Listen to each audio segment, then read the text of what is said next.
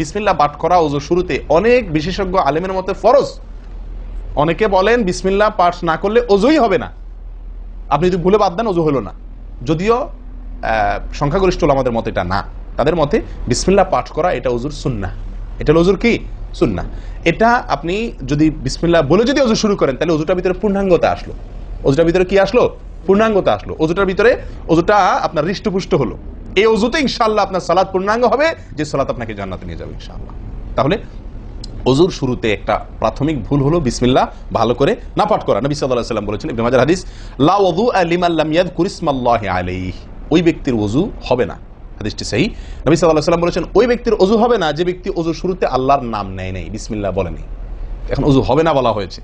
এই হবে না বলতে হাদিস বিশেষজ্ঞ উলামায়ে কেরাম এবং ফুকাহায়ে কেরাম বলেন এখানে হবে না বলতে ওযুর ওই প্রাণ হলো না, ওযু পূর্ণাঙ্গ হলো না, ওযুটা যেভাবে হওয়া দরকার ছিল সেভাবে হলো না।